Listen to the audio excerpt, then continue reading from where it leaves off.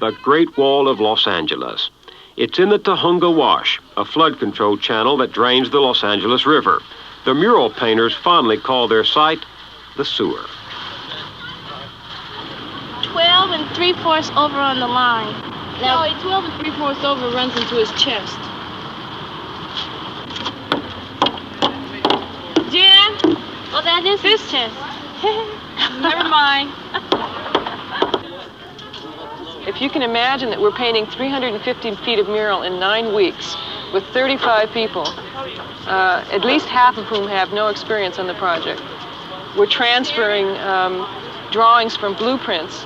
A good half of our kids don't know how to read a ruler when they arrive. It's a monumental task. A lot of their creativity comes out in figuring out how to get it done and how to work together. Tell us. 7 1/2. 7 1/2. Kelly, you gave me 2 cross lines and 5 vertical lines. Yeah, what you want to do is... The Great Wall is the inspiration of Judy Baca, an artist and former school teacher. Her crew, a collection of kids, many of whom have been in trouble with the law, and most of whom come from neighborhoods where museums are as remote as the moon.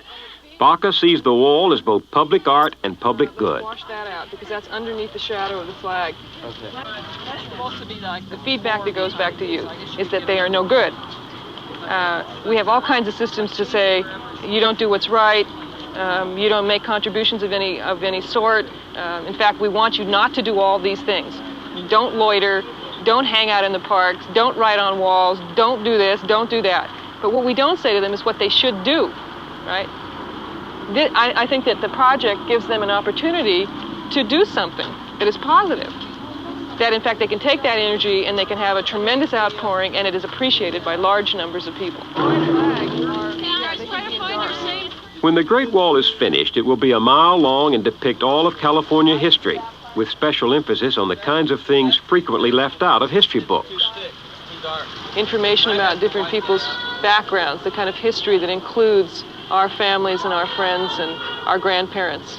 And so we look at what happened to Black Americans, to Japanese Americans, to Chicano Americans in California history to see how we got to be where we are.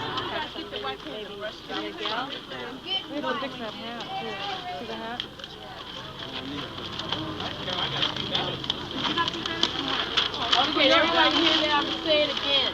If you have a blueprint or some charcoal or anything, and it falls off your scaffolding, don't let it sit there and get stepped on. Last year, they said draw. I said, I don't know how to draw, but you don't have to know how to draw because it's not drawing, it's connecting the dots. It's almost like dot to dot, But even though you do get your own personal touch in, the dots is still there and it's still going to look like what's on the blueprint. But you can still walk past here with your palm and say, Mama, I drew that, because you did draw it, but it's on the blueprint, but still it's that you did it, so you can relate to it, and it makes you feel like this is your mural when you put something of yours on it. I caused that to happen, stuff like that. I learned art here because I learned how to shade last year, and I learned how to blend colors together, and when the sun is shining this way, how it's going to be dark over there.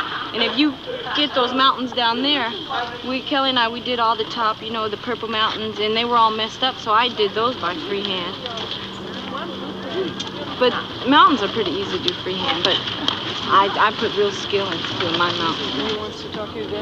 Huh? There is sort of a neighborhood phenomena here, particularly among the Black and Chicano communities, in which kids indicate that they've taken over a public space by writing on the wall, and they claim the territory of that space by putting what they call placas or plaquiazos on the wall. Those are name tags.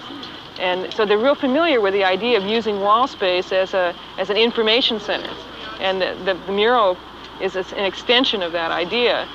While those things are sort of monosyllables, single statements, this is much more like a composition and a paragraph of statements. And so the transition is not that hard to see from graffiti to murals. In Mexico, where Baca and many of her helpers have roots, mural painting is an honored form, a cross between folklore and political force. In this country, mural painting has flowered only sporadically, usually when times are hard. The WPA commissioned murals during the Depression. Most of these have been destroyed. The 1960s spawned another harvest. Its strength is not in the value it would bring at an auction, but in its power to give form to the hope and dreams and angers of the ones who create it. Let's sing it again. All right? Yep. Okay. 1, 2, 3, 4. There's a mural I know where the people all paint in the sewer. P.U. Now, don't get this wrong. This is just a funny song about the sewer. P.U. I say California history is on the wall of the sewer. P.U. Crash and Depression, strikes, and more in the sewer. P.U. You got the Indians and Indian treaties. No. No, goes. You got the unsigned Indian treaties, Dust Bowl refugees, Japanese internment, all on the wall. Your culture, my culture, everybody's culture's in the sewer. P.U. In the sewer. Yeah.